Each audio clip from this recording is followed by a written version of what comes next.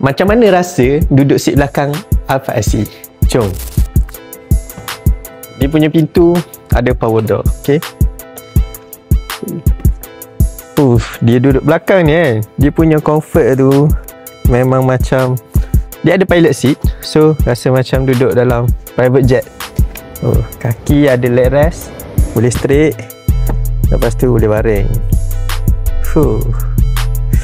Tu kalau ada air boleh letak sini.